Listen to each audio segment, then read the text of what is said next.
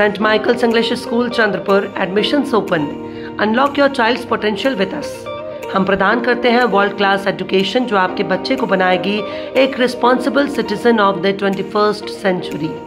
Our amenities, spacious classrooms और सुव्यवस्थित प्रयोगशालाएं, well equipped library and resource center, playground end sports facilities जैसे कि फुटबॉल, बास्केटबॉल, क्रिकेट और बहुत कुछ, म्यूजिक रूम और वाद्य प्रशिक्षण।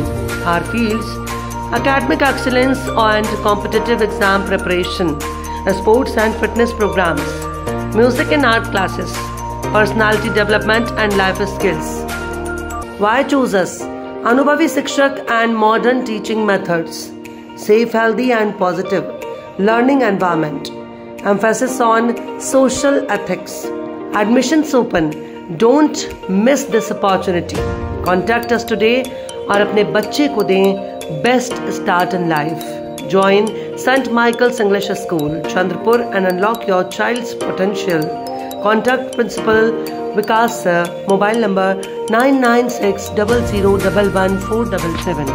CBSE Principal Pranali Madam, mobile number 9503602604. Bhajpa के विधायक परिणय फूके की भाभी प्रिया संकेत फूके द्वारा उनके परिवार पर गंभीर आरोप लगाए गए हैं। ऐसी जानकारी शिवसेना नेता सुषमा अंधेरे में एक प्रेस कॉन्फ्रेंस कर प्रिया फूके की उपस्थिति में दी। उन्होंने आरोप लगाया है कि प्रिया को शादी से पहले उसके पति संकेत के स्वास्थ्य के बारे में पूरी जानकारी नहीं दी गई थी। बावजूद इसके शादी निभाते हुए प्रिया परिवार के साथ थी, मगर बाद में संकेत की बीमारी से मृत्यु हो गई। उसके बाद उनके परिवार वालों ने संपत्ति में बंटवारा होने के डर से प्रिया को घर से बाहर कर दिया। पुलिस ने पहले उनकी शिकायत लेने के लिए टालमटोल किया, मगर आखिर में 2022 में पुलिस को शिकायत लेना पड़ा, जिस पर अब तक कोई कार्यवाही नहीं हुई। ऐसी स्थिति में न्याय मांगने के लिए प्रिया फूके सुषमा अंधारे के माध्यम से अब मीडिया के सामने आई है। माझ्यासोबत हे संकेत सोबत लग्न झालं 2012 मध्ये। तेव्हा मला न सांगता यांनी माझ्यासोबत लग्न करवलं। त्यांना किडनीचा आजार होता, हा गंभीर आजार होता। लग्नाच्या 2 वर्षापूर्वीच त्यांचं ऑपरेशन झालं होतं आणि मग त्याच्यानंतर मला माहीत जेव्हा पडलं की हे असं यांनी माझ्यासोबत धोका देऊन खोटं बोलून लग्न केलं आहे, तर मी त्यांना आवाज केला घरी की का म्हणून माझं आयुष्य खराब केलं तुम्ही, का म्हणून मला असं न सांगता फसवणूक केली।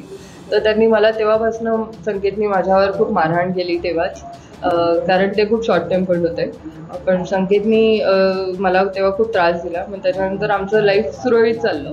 मग मला 2 मुलं झाले आणि संकेतची तब्येत जुलै 2022 मध्ये त्यांची तब्येत खराब झाली।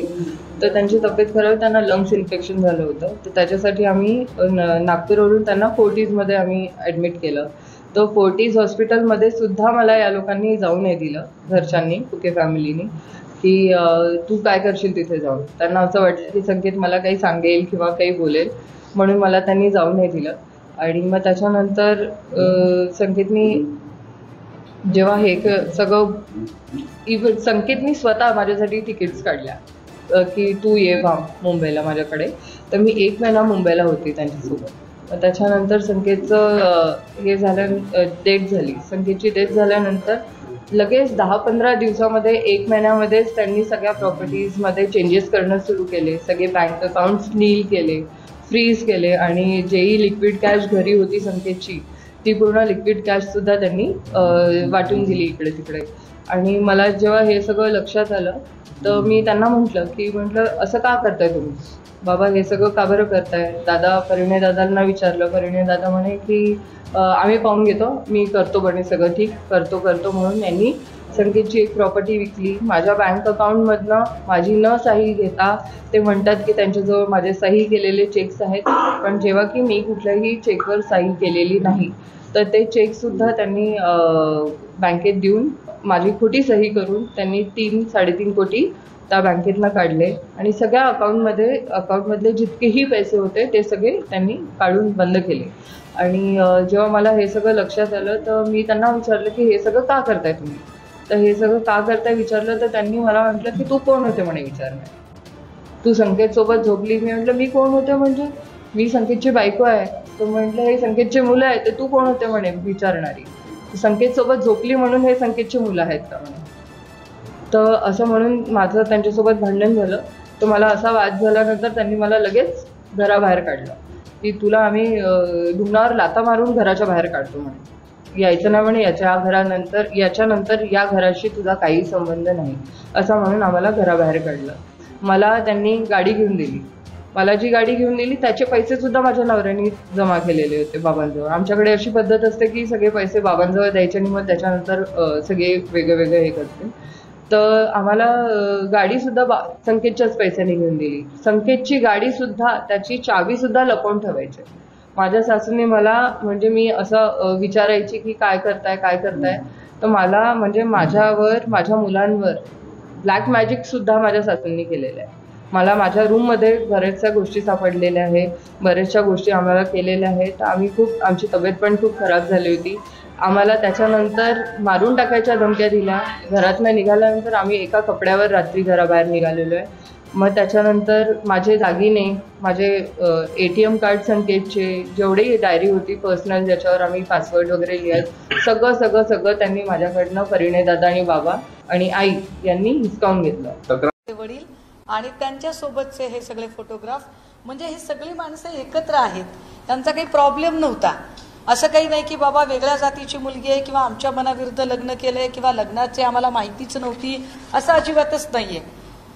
हे एकत्रित यांचं जाणं येणं, उठणं बसणं, फिरणं, खाणं पिणं हे सगळं व्यवस्थित चाललेलं. परंतु लग्नाच्या आधी मुलाचं हेल्थ स्टेटस सांगितलं नाही तरी सुद्धा विवाह पवित्र संस्कार आहे, तो निभावला पाहिजे असं म्हणत प्रिया यांनी ती वैवाहिक जबाबदारी निभावली. पण हाऊएव्हर दुर्दैवाने संकेत फुके यांचा मृत्यू झाला. त्यांच्या मृत्यूचं हे प्रमाणपत्र, या मृत्यू प्रमाणपत्रामध्ये ही पत्नी म्हणून इथे प्रिया फुके यांचं नाव आहे. ताई आहोत आता आम्ही सोबत, डोंट वरी.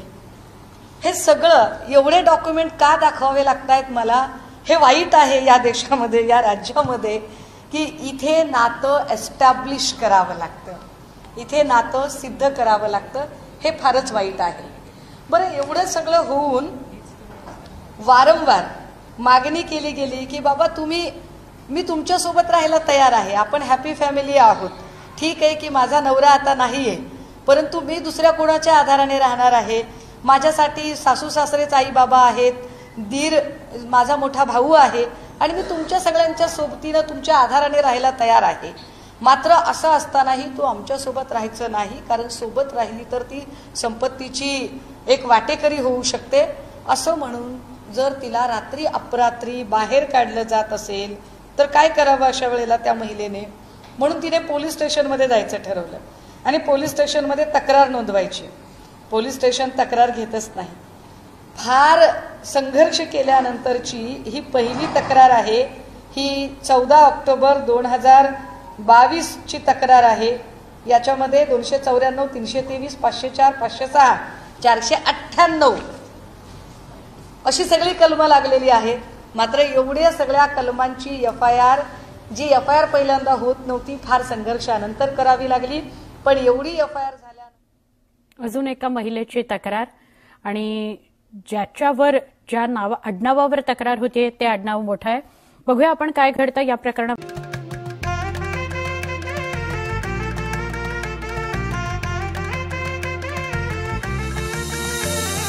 मानापानाचा नात्या गोत्याचा पसारा लई बाई वाढला. रुसवा नको ग बाई कुणाचा, मोठ्यानी उतारा काढला. लगीन घाई सुचून देई, खरेदीने पणा काढला. खरेदीला वरसी धीने उत्साह नवा आणला. बांधला बसता